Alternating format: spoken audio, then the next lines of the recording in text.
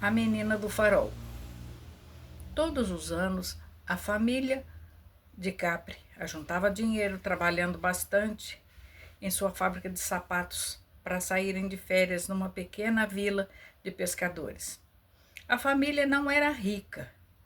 Eles tinham essa pequena fábrica deixada pelo pai de Ângelo e Rômulo. A família herdou de seus antepassados. Todos eram sapateiros. O avô de Ângelo tinha um curtume nos arredores de Salvador. Era desse curtume que saíam as melhores matérias-primas para as confecções de calçados da fábrica, principalmente sapatos femininos. Ângelo era casado com Cibele, tinha um filho e uma filha.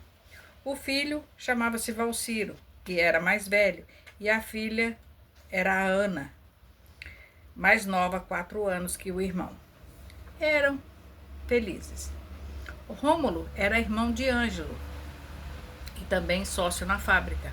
Os dois haviam herdado junto dos pais quando estes faleceram num acidente de carro numa véspera de Natal. Os dois irmãos eram muito amigos e companheiros. Em tudo, eles concordavam no andamento da produção da fábrica, que era tradicional desde os primeiros donos. Corria o ano de 1970, os lucros eram razoáveis, então Ângelo sempre tirava férias, deixando o recesso de final de ano nas mãos do irmão Rômulo. E ele saía a passear sem nenhuma preocupação, e com a família eles iam para a tão esperada vila de pescadores. Já era o 4º ano que eles iam para lá. Eles faziam boas amizades, os amigos, e esperavam ansiosos para as pescarias em alto mar, nas traineiras. As crianças da vila se entomavam com os filhos deles, com Valcírio e Ana. Eles brincavam juntos até tarde da noite, correndo pelas praias, nadando ao luar, pescando com tarrafas nos arroios que desaguavam no mar. Cibele, a esposa de Ângelo, passava seus dias se divertindo com as mulheres dos pescadores que saíam ao mar e demoravam dias para voltar. Assim, eles passavam os dias de férias até chegavam a se esquecer de que não faziam parte daquele lugar, daquela gente, daquela comunidade. Eram amados e amava a todos. Rômulo, que ficara na cidade, cuidava da fábrica, e quando a família de Ângelo voltava, era a vez da família de Rômulo sair de férias. Tudo era combinado, só que Rômulo não gostava de praia, ele ia para outros lugares. E os anos foram passando e as crianças crescendo. Ana agora já ia completar 13 anos, se tornara uma bela moça. Muito educada, estudiosa, seu pai sempre dizia que ela é que iria assumir o lugar dele na empresa, assim que ele fosse para o céu. Claro que Ana não gostava de ouvir isso do pai e retrucava dizendo que ele ainda era muito jovem e quem iria um dia assumir tudo seria Valciro, que era o irmão mais velho. Ele sim seria sucessor do pai na fábrica. Ângelo dizia sorrindo: não, você é muito mais esperta, é dinâmica, inteligente, você é mais que seu irmão. E aconteceu de um dia, sem querer, Valciro ouviu o pai dizendo essas coisas para a irmã. Então ele respondeu muito chateado ao pai. E a irmã: pode ficar com a fábrica, eu vou ser médico. Eu vou prestar vestibular e estudar em Brasília. Eu não pretendo ficar aqui cuidando de sapato de mulher. Pretendo fazer pós em Cuba, quero ser médico e cuidar de mulheres bonitas, serei cirurgião plástico e político. Ana disse sorrindo: amém. Então, se você não quer a fábrica, eu quero. Vou fazer dela uma grande empresa. Vou estudar e me especializar para isso. Valciro riu dela e deu de ombro e saiu de perto. Nunca mais quis tocar nesse assunto. No fundo, Ângelo sabia que o filho era um deslumbrado. Não tinha a humildade e o brilho que a Ana tinha. E assim, indo e vindo para as férias na praia, o tempo foi passando e Ana, claro, se preparando para o futuro, enquanto o irmão Valciro vivia de festa em festa, tinha amigos nada comportados, usavam coisas ilícitas escondido. Ele jurava aos pais que não usava, e os pais fingiam que acreditavam. Agora a Ana já estava prestes a completar 16 anos e lá foram eles para a comunidade de pescadores na praia no final do ano. Valciro não quis ir, ele já estava com 20 anos, fazia faculdade de medicina mesmo. Morava longe de casa, mas Ana não, ela vivia junto da família e gostava de viver com os pais e estava se preparando para o vestibular assim que terminasse o ensino médio. Queria fazer faculdade de administração. No dia 5 de janeiro, Ana e os pais partiram para a tão sonhada praia. Um dos amiguinhos do grupo da praia aguardava ansioso a chegada de Ana. Era Marcelo. Eles dois se conheciam desde as primeiras vezes que os pais de Ana foram para a praia. Nessa época, Ana tinha uns 3 anos e Marcelo 5. A amizade deles era bonita de se ver. E todos ali na comunidade sabiam que aquilo um dia acabaria em paixão e em casamento. Só que Ana era classe média, quase rica, e o menino Marcelo era muito pobre e sem pai.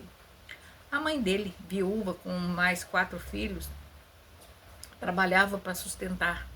Viviam do que o mar dava a eles. Era a mãe e os filhos trabalhando de sol a sol no entreposto, separando peixes quando as traneiras chegavam carregadas das pescarias. Eles ganhavam muito pouco, mas tinham os peixes para o sustento, assim não morreriam de fome. Às vezes, Marcelo se sentia constrangido, envergonhado por não ter uma moeda. Era tão pobre. Ele não podia pagar um sorvete para a amiga. Mas Ana nem ligava, ela sempre pagava e se sentia feliz em poder dar sorvete a ele e aos outros da família dele. A mãe de Marcelo tinha um pouco de receio, pois sabia que o filho estava gostando da moça. E a mãe de Ana parecia que nem se importava com a diferença entre os dois. Ela achava normal e chegou até a propor Marcelo a vinda dele para Salvador para que trabalhasse na fábrica e estudasse. Marcelo ficou constrangido, disse que iria pensar. E assim que chegaram na praia, Ângelo tratou com os amigos que iriam pescar na próxima lua minguante. Ele e os amigos saíram assim que começou a clarear o dia. Na pensão da praia, todos levavam o dia como sempre, sem preocupação nenhuma. Veio a noite, a traindeira não voltou, mas ninguém se preocupou porque eles nem sempre voltavam à tarde, à noite. Às vezes demorava até 3 dias no mar. Tudo dependia da lua, do mar. Se havia cardumes a poucos quilômetros da praia, a pescaria era satisfatória. Pegavam muitos peixes, mas se o cardume estivesse em alto mar, a pesca era demorada, principalmente se houvesse tempestade no mar. Muitas vezes chovia no mar e não chovia na praia, na terra. E aconteceu isso nesse dia. Houve uma tempestade tenebrosa no mar e a traineira virou. Os homens ficaram à deriva. Os suprimentos se perderam no mar. Os que não desapareceram rapidamente não tiveram força suficiente para esperar o resgate. Eram 8. 7 dos pescadores faleceram e a onda levou. Ângelo permaneceu vivo, agarrado a destroços da traineira. Com as correntes marítimas, ele foi levado até a costa de alguma pequena ilha existente por entre as outras ilhas naquele arquipélago. Ângelo conseguiu ficar preso entre as rochas, se soltou dos rochedos que agarrava assim que conseguiu sair do mar. A lua havia mudado para minguante, as águas estavam calmas e o mar se abaixara bastante, deixando os rochedos livres das ondas bravias. Ângelo se estendeu sobre as pedras cheias de cracas e descansou por horas. Quando acordou do sono pesado, viu sobre si o céu escuro, sem estrelas, e ao longe um pequeno clarão. Pensou que já fosse o dia começando a amanhecer, só que aquele clarão às vezes se apagava por alguns segundos e voltava a clarear de novo, e assim sucessivamente.